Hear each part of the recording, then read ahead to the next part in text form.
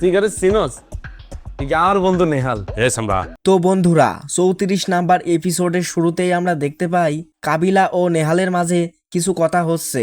আর এখানেই আমরা জানতে পারি নেহাল যখন আমেরিকায় ছিল তখন সে অধিক পরিমাণ নেশায় আসক্ত হয়ে যায়। আর নেহালের মুখে এসব কথা শুনে কাবিলা তো পুরোই হতবাক হয়ে যায়। আর নেহাল তখন তার সব ঘটনা খুলে বলতে থাকে, বিজনেস থেকে শুরু করে সবকিছুই আমি হারিয়ে ফেলেছি। এরপর আমার বাবা আমাকে জোর করে রিহাব সেন্টারে পাঠিয়ে দেয়। আর 3 মাস পর আমি হালকা সুস্থ হয়েই বাড়িতে পালিয়ে আসি। কিন্তু আব্বু আমাকে আবারও রিহাবে পাঠাতে চাইছিল, কেননা আব্বু আমাকে পুরোপুরি বিশ্বাস করছিল না। আর আমি জানি এই রিহাবে যদি আমি আরেকবার যাই তাহলে পুরো 1 বছর আমাকে ওখানে থাকতে হবে। আমি জানি রিহাব সেন্টার থেকে পালানোর অপরাধে আমাকে কঠিন শাস্তি পেতে হতো। আর আমি ওখানে থাকলেই পুরোপুরি পাগল হয়ে যেতাম। আর এর জন্যই আমি দ্রুত কিছু টাকা পয়সা নিয়ে দ্রুত ব্যাগ গুছিয়ে বিমানের টিকিট ধরে বাংলাদেশে চলে আসি। আর বাংলাদেশে তোমরা ছাড়া আর আপন কেউ নাই আমার। আর আমি যদি এখানে থাকি আমি তোমাদের সেরকমভাবে টাকা পয়সা দিতে পারবো না, কারণ আমার কাছে সেরকম কোনো টাকা পয়সাই নাই। এরপর এই কথাগুলো শোনার পর কাবিলা বলে, তুই যদি আমার বাসায় বছরের পর বছর থাকিস তোকে কেউ কি মানা করবে নাকি? তোর খাবার দাবার থেকে শুরু করে এখন সবকিছুই আমার খরচে চলবে। আমি কাবিলা যতদিন বেঁচে আছি সেতদিন তোর কোনো টেনশন নাই। আর ভাই এই কথাগুলো শোনার পর যারা কাবিলাকে পছন্দ করো না তারাও কাবিলার ফ্যান হতে বাধ্য হবে। তো এরপর কাবিলা নেহালকে বলে, তুই কোনোদিন সিগারেট খাতিস না, তুই কিভাবে নেশায় আগ্রস্ত হয়ে পড়লি আমেরিকায় গিয়ে? নেহাল বলে, এই নেশা হলো সুকেন আর হতেন। আর এই কথা শুনে তো কাবিলা পুরোই টাসকি খেয়ে যায়। এ আবার কোন ধরনের নেশা? তখন নেহাল বলতে থাকে, সুকেন হলো পুরানো পচা কাপড়, দুর্গন্ধযুক্ত আবর্জনা ময়লা যে গন্ধটা থাকে সেইটা নাকে নিয়ে শুকে যে তৃপ্তি পাওয়া যায় সেটাকেই সুকেন বলে।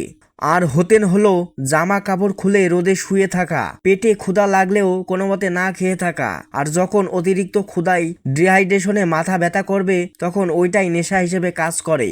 ভাই রে ভাই, এই কথা শুনে কাবিলা তো পুরোই পাগলের মতো হয়ে যায় এবং বলে, তুই কি এই নেশা এখনো করিস নাকি? কিন্তু নেহাল বলে, 100% আমি এই নেশা ছেড়ে দিয়েছি। এরপর নেহালও ঘুমিয়ে পড়ে। এর পরের দিন সকালে পাশা ভাই আর জাকিরের মধ্যে কথাবার্তা দেখতে পাই আমরা। পাশা ভাই জাকিরকে বলে, এই দেখ বিদেশি কফি, এইটা খা বেডা। কিন্তু জাকির এখানে বিশ্বাস করতেই পারছিল না যে পাশা ভাই তার জন্য কফি বানিয়ে নিয়ে আসবে।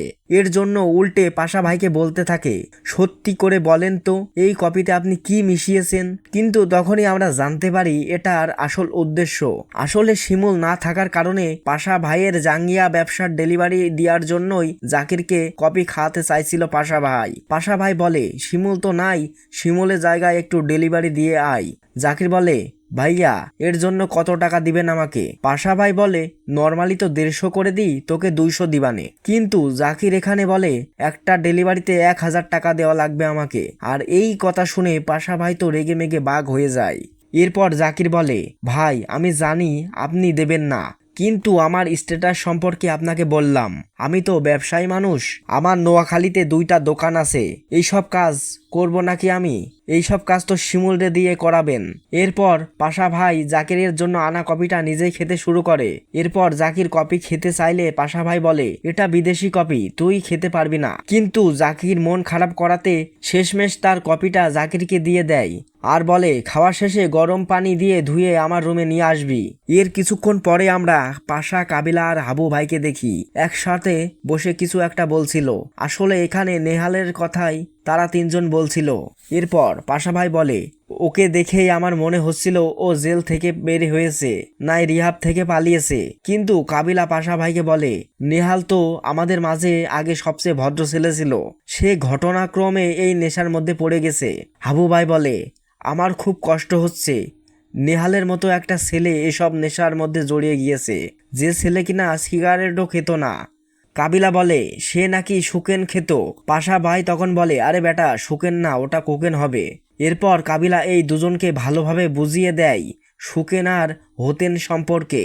আর এই কথাগুলো শোনার পর হাবু এবং পাশা ভাই দুজনেই টাসকি খেয়ে যায়।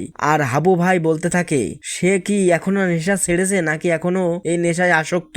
কিন্তু কাবিলা বলে আমার মনে হয় সে এসব ছেড়ে দিয়েছে, কেননা সে বিদেশে রিহাবে ছিল।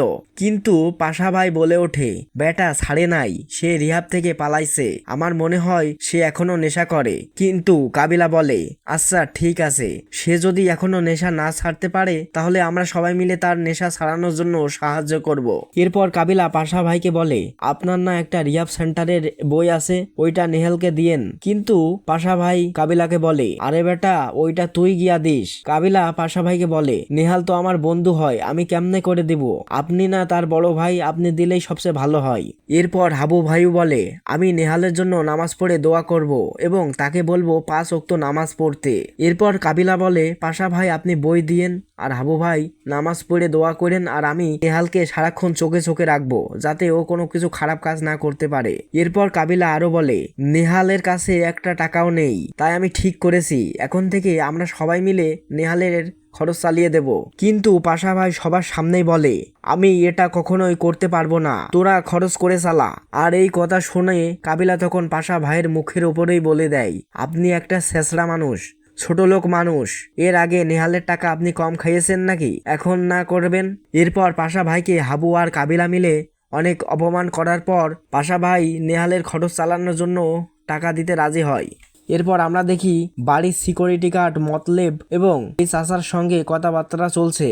মতলেব এখানে গুন্ডাদের হাতে মার খাওয়ার জন্য চাচার কাছ থেকে 8,000 টাকা বাগিয়ে নেয়, কিন্তু চাচা না দিতে চাইলেও মতলেবের বুদ্ধির কারণে এখানে চাচা তার 8,000 টাকা দিতে বাধ্য হয়। এরপর দেখানো হয় পাশা ভাই এবং সুজনের মধ্যে কথাবার্তা চলছে, আর এখানে পাশা ভাইয়ের যে জাঙ্গিয়ার ব্যবসার ডেলিভারি গুলো রয়েছে সেগুলো শিমুল না থাকার কারণে সুজনকে দিয়ে এই ডেলিভারি করাতে চাচ্ছিল পাশা ভাই। পাশা ভাই বলতে থাকে বেটা এগুলো কাস্টমারের লোকেশনে গিয়ে ঠিক মতো পৌঁছে দিবি এবং তাদের একটা সালাম দিয়ে টাকা নিয়ে চলে আসবি।